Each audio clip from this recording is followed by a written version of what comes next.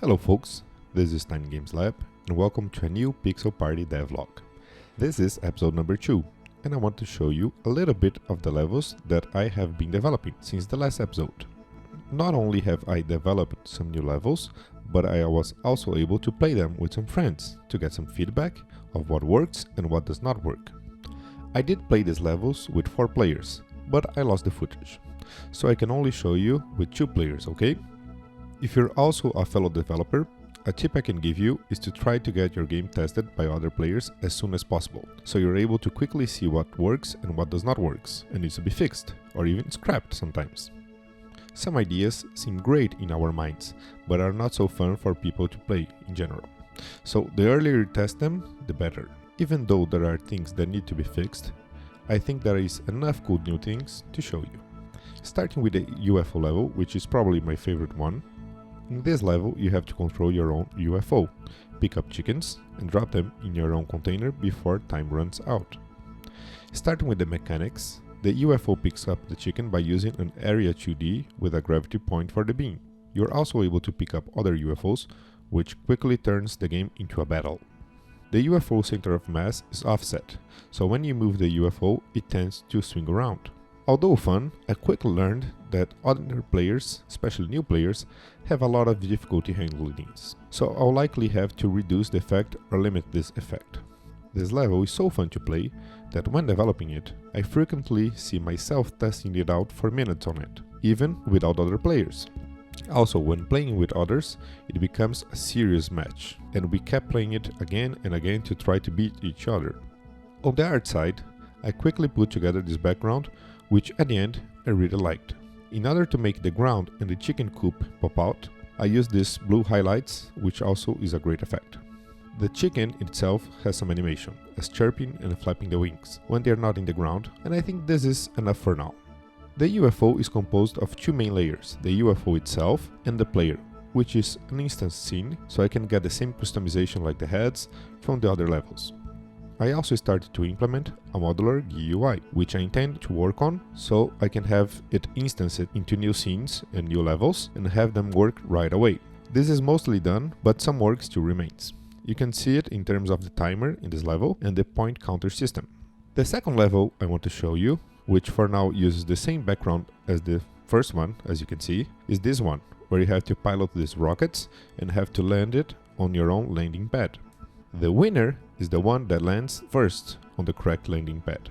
You are only able to either rotate the rocket or give it direct thrust, so you have to plan your movement ahead of time.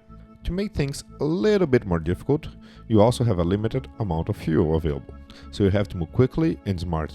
Also, if you move too quick and hit the ground, you explode and die, so you need to be very careful when you're closing in to land. My brother quickly mastered this movement and was able to do some flips before landing and beating other players, while other players, as fiancé, had a hard time moving around at first. As the game is supposed to be easily playable, I have been working on improving the movement the last few weeks, and now I have a much easier version around to show you on the next gameplays. This level still requires some artwork to be done and some coding to be fixed and improved. As of now, it only supports 2 players and is not scalable, but I'll work on this next.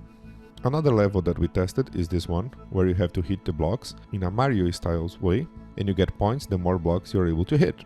This one is kind of cool to play, but not as exciting as the other levels I showed you. One thing that improved the gameplay of this level is the fact that players can knock each other out. If you jump in the other player's head, they get dizzy for a couple seconds, and you're able to use this time to get more blocks. In this way, you have to play around while also trying to avoid being hit by other players. What I really like is the visual effect of the block entering and leaving the level. There is a little bug where 2 players can score the same block if they hit the block very close to each other. This is already fixed on a newer version of the game, but this is something that I was not able to see when I was developing by myself. And that's also why it's very good to play with other people, so you can see what works and what doesn't work, and you can see these bugs. Lastly, I want to show you a little bit more about the Seesaw level. This one was one of the first ones I've made, and this is the one that I've played a lot. When I played this with 4 players, it just became an insane competition. The idea is that players won't be able to respawn and the last player standing will win. So it will be a quick level, but as of now I have players being able to respawn so the level can be truly tested. As the game heavily relies on modularity and instancing of scenes, I was able to easily make players be dizzy when hit on the head on this level also. This also made this level much more fun to play, as the strategy completely changed and people now are trying to get each other dizzy before pushing them off to die in the lava. As of now, the Seesaw sometimes just stays stuck in a weird angle, and players just respawn to their deaths. But since the idea of the game is that the level will just play once, this will not be an issue in the future. What is making me like the developing of this game is that I keep hitting the scene preview button to play the levels. I once heard that this is a sign that the game is fun to play, and I believe this is correct from the reactions I've got from my friends playing it. There are still lots of things to do. For the next weeks, I'll work on the modularity of the elements to make sure that the game scales well. I want to be able to reuse a scene as much as possible to save time, coding, and also debugging, as well as being able to quickly implement change to all developed levels at the same time. I think that in a multi-level, multi-mechanic party game, this is likely to be the most important thing that needs to be working right away.